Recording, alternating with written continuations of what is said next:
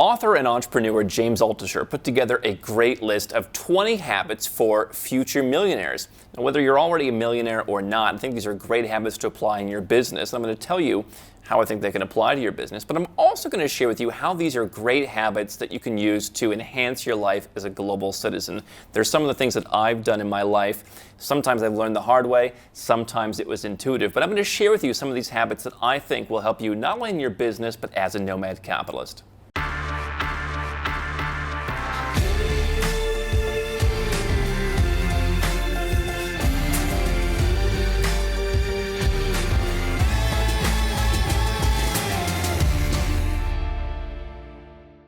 Hey guys, I'm Andrew Henderson, and here at Nomad Capitalist, we help 7- and 8-figure entrepreneurs, the type of people that James Altucher is talking about, legally go where they're treated best, become global citizens. You can learn more at nomadcapitalist.com. And when I saw this graphic, I really wanted to share it with you. It's called The 20 Habits of Eventual Millionaires. I'm going to pick out a few of the habits that James talks about that I think are particularly interesting. And why this resonated with me is, as a lifelong entrepreneur, I'm always looking at things I can do to improve my business. It's been exciting over these years, growing Nomad Capitalist from myself into a blog to now having dozens of people working for us all over the world, having clientele all over the world. But I also have seen, after having worked with hundreds of folks, that some people really know exactly what to do. They're totally dialed in, totally self-aware, and they get the job done, and they see incredible results with this Nomad Capitalist stuff. But some people, there's a missing piece, and this is the thing that my team and I really study, is how can we help people fill in those missing pieces? How can we understand people's motivations, people's wants, needs, desires better to help them? And some of that, I think, comes down to these habits. So let's start with the first habit. He says, number one, say no. This is a pretty common habit among successful people, is say no to more things. When you say no, you have more time to read, learn, sleep, ask questions, contact friends, love life, etc. Say no more. Now, some of us just like to work all the time. That's what we do. But by saying no, you're going to focus on your highest calling. So if your highest calling is having more time to, sleep and spend time with your friends and love life, then you're going to have that. If you are go, go, go, as I am, then saying no is going to mean focusing on stuff that is really valuable to you. And I think when it comes to global citizenship, sometimes people come into this nomad capitalist world and they're focused on so many different options. And I understand the desire to hear all of the different opportunities because we specialize in so many different opportunities. Some people will come in and they'll only know citizenship by investment. And I'll say, well, there's actually many different things you can do. Let's go through all of them, but not get bogged down in the options. I had a great call just the other day with someone. And I said, listen, let's go through like 7 different ways we can skin this cat. And he was great. He said, you know what? 5 of those things? No. He was very decisive. No, no, no. He says, I can see the benefit of it. I can see where that might work. But if I'm thinking my wife's not going to want to do that part, and what it was so great about this gentleman was he was really focused on, 6 months from now or a year from now or 3 years from now, I'm not going to stick to that. So it's just a no. And let's hone it down to the shortest list possible quickly. I think collecting options is interesting, but if you want to be successful, there's always options in the offshore world. And the fact that this world is so opaque in many ways means you're always going to be looking for that next option. Start saying no more often. Number 3 is make mistakes. Mistakes are the spell books of success. Now, I'm not going to encourage you to go out and make mistakes on your taxes, but one thing that I think has really helped me is making mistakes. Of course, in business, you learn, you hire the wrong people, you do the wrong thing on social media, you post something that doesn't really make sense, or whatever it may be that is a mistake. What's worked for me in building Nomad Capitalist is having banked to the wrong bank, having dealt with the wrong attorneys, having done things wrong in my 13 years of studying this stuff, so that when you come to Nomad Capitalist, I'm also a consumer just like you, and I've seen all the pitfalls that perhaps someone who is the service provider, the attorney, the person who just helps everyone else do what they don't do themselves, I've seen that. And so I'm not going to recommend you go out and, again, not file your Form 5471 if you're a U.S. citizen with a foreign corporation. That's going to be a problem. But I think understanding that there are mistakes that can be made in the offshore world and taking the approach that this stuff needs to be handled with precision. And if you're doing tax work on an international basis, if you're doing immigration, if you're doing investments, there's so many mistakes that can be made that you want to be aware of. I think some people coming into this world think, how are they going to find me? What could possibly go wrong? There are a lot of things that can go wrong, and you want to be aware of that and avoid those mistakes. Habit number 4 from James Altucher is plant seeds. He says, 1% of seeds turn into 50% of the flowers. Plant lots of seeds. One thing that I've seen this year is people are increasingly coming to us looking for plan B, backup plans. They may not want to leave their country. Tax savings may not be their number one priority. They want a backup plan. I've had a couple of people where the plan has been, let's establish 6 residence permits all around the world so that I always have a place to go. And in a COVID world or in whatever other chaos that may happen in the world, I'm going to have options. Or let me get 2 passports now that are quick, one by donation, one by maybe I'll make an investment somewhere or I'll move my company there. And then let's have a couple other residence permits and let's plant those seeds, whether it's multiple bank accounts from my expanding business, whether it's residence permits, whether it's citizenships, whatever it may be. Let me plant my seeds. This is a conversation that I've been having with Mrs. H recently is, as the world becomes more and more chaotic, it's nice to have homes in different places. It's nice to have residence and citizenship where they pretty much have to let you in.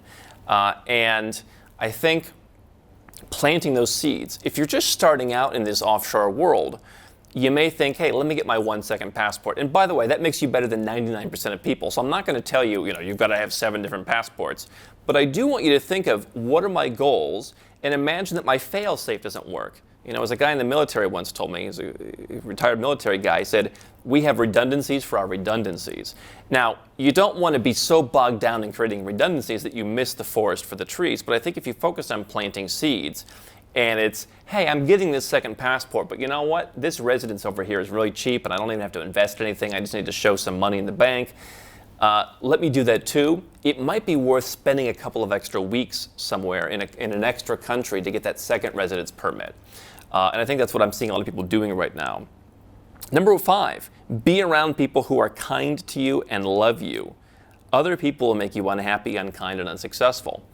This is increasingly important in today's world because I think a lot of entrepreneurs, a lot of successful people are feeling vilified, they're feeling judged.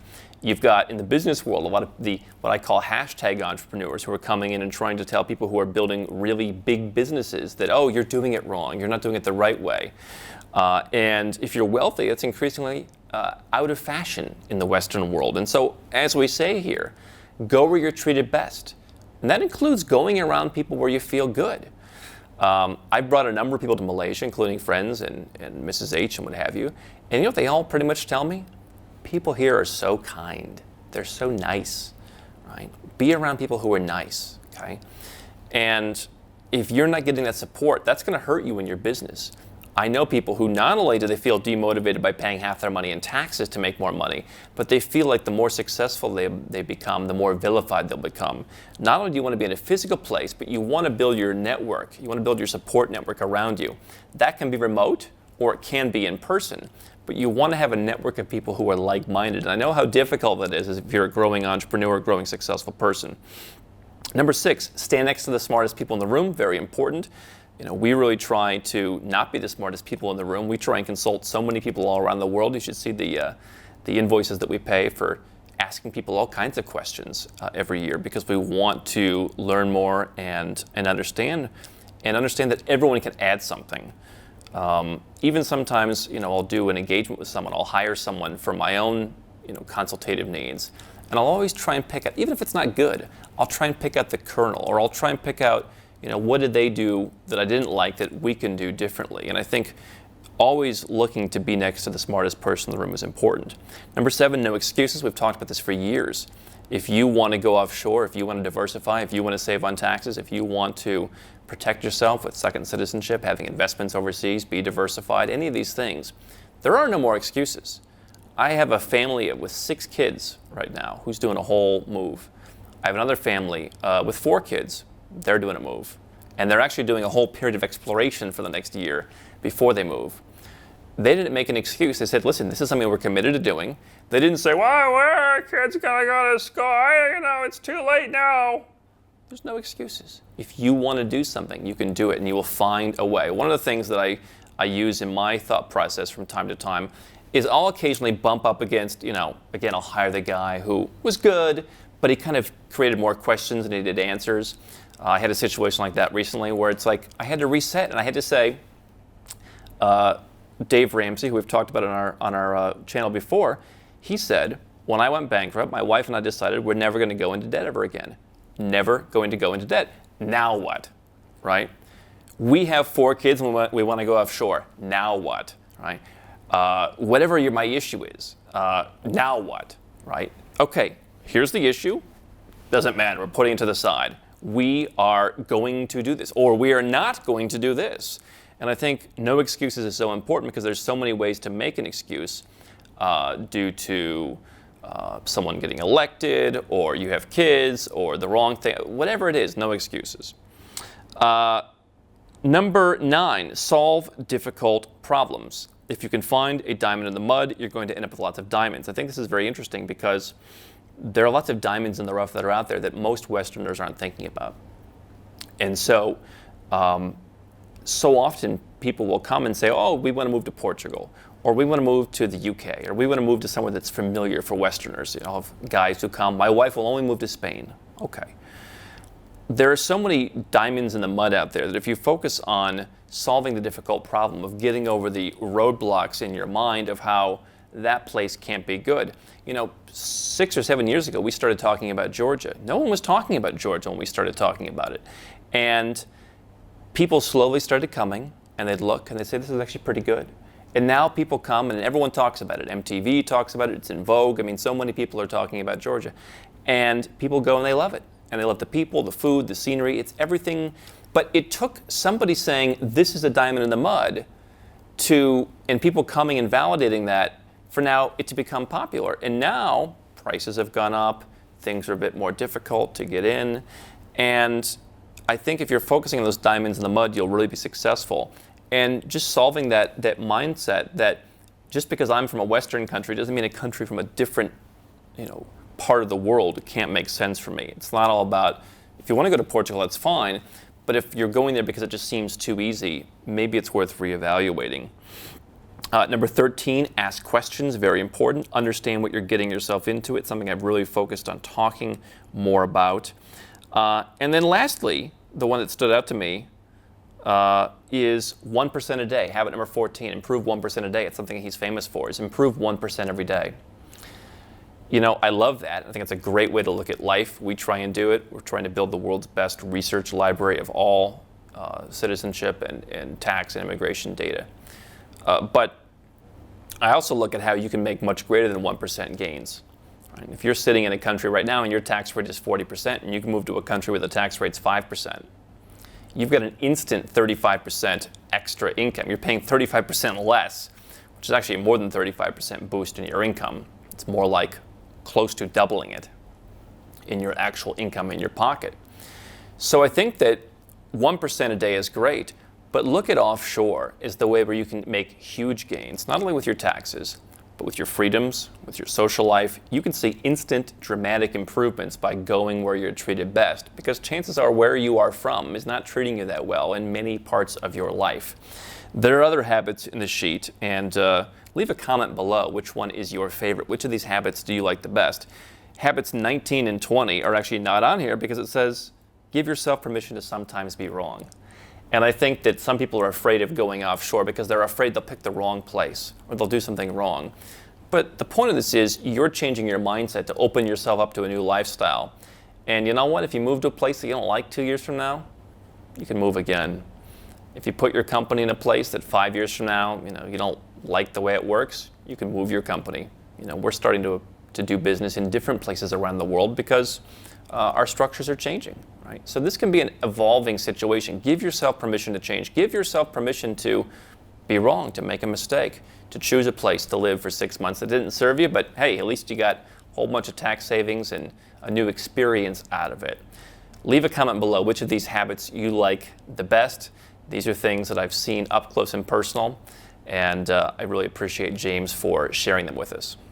How can Nomad Capitalist help you? 4 ways. Number 1, subscribe to our channel and click the notification bell to make sure you get our new video every day. Number 2, get a copy of Nomad Capitalist, the book. You'll learn a lot of my personal experiences over a dozen years of studying this stuff, as well as exactly some of the strategies that you can use to build your Nomad Capitalist plan.